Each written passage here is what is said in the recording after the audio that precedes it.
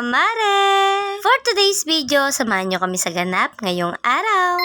Ngayong araw nga ay araw ng linggo. Ang bilis-bilis ng araw at Lunes na naman nga bukas. Pero bago nga ang lahat mga mare, gumawa nga muna kami ni Daddy ng content, yung nauuso ba?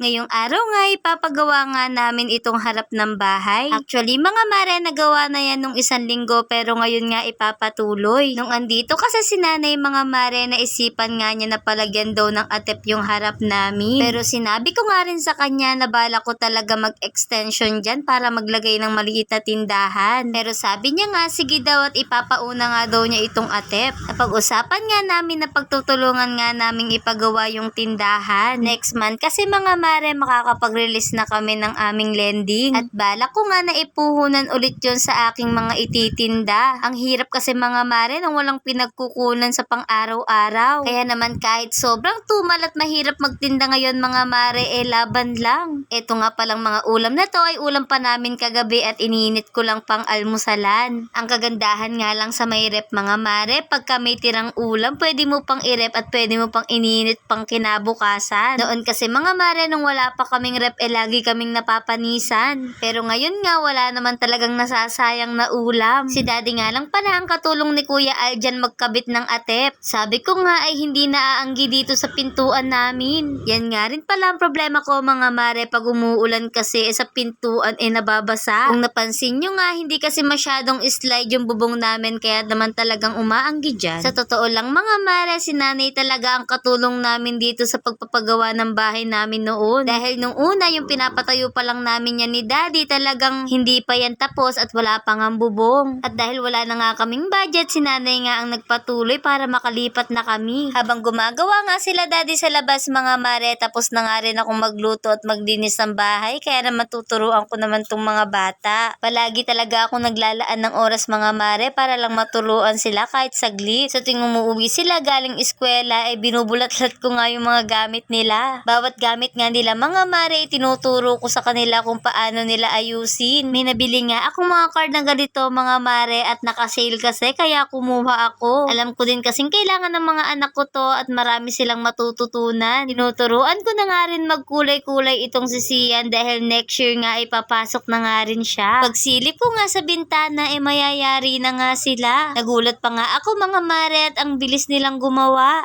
Iniwan ko na nga muna dyan si Ate Kiana at lumabas ako saglit para nga picturean ito at isasend ko kay nanay. Kabilin-bilinan kasi ni nanay na isend ko daw sa kanya para makita niya kung ayos ba. At maya-maya pa nga natapos na nga sila at ang ganda nga nung pagkagawa. Nauna na nga kumain dyan sila Daddy at yung mga bata at syempre ako naman. Kasi talaga mga mare, sobrang busy ko. Pinauuna ko na silang kumain. Ito nga lettuce at samyang mga mare ay tira ko nga lang yan kagabi kaya chichibugin ko na ngayon. Sobrang nag-enjoy talaga ako sa pagkain mga mare pag ganito yung pagkain ko.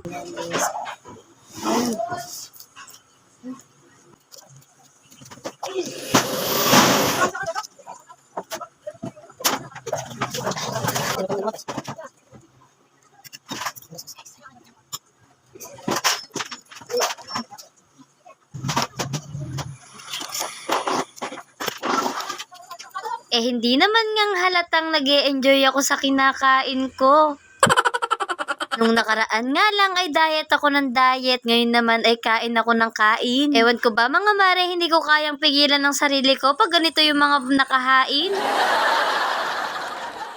Anyway, mga mare, tanghalian ko na nga pala yan at bandang hapon naligo na nga ako. Sobrang init din kasi ng panahon ngayon kaya napaaga ako ng ligo. Nakakatuwa nga yung mga tanim namin talong mga mare at ayan, may bunga na nga. Isa pa nga lang yung malaki dyan mga mare, pero meron pa nga dyang mga nagsisibulan. Kahapon nga sana kukunin ko na yan, kaso nga lang wag daw muna at palakihin muna namin. Hapon na nga mga mare at bigla nga akong nag-crave sa milk tea at buti na nga lang may nakita kaming mabibilhan. Fast forward ako, uwi na nga kami dito sa bahay. Sobrang na-miss din kasi ng mga anak ko mag-milk tea mga mare at matagal-tagal na nga rin kaming hindi nakakatikim yan. At kung nanonood kayo ngayon mga mare at nakarating ka dito sa dulo ng video ko, pwede bang i-comment mo kung taga saan ka? At para nga lang malaman ko kung hanggang saan nga ba umaabot itong video namin. Bumili nga din dyan si daddy ng malaking chichirya mga mare para naman may panghimagas. At for the bonding nga lang ang aming pamilya habang nagmimerienda. At yun lang muna mga mare for today's videos. Bye!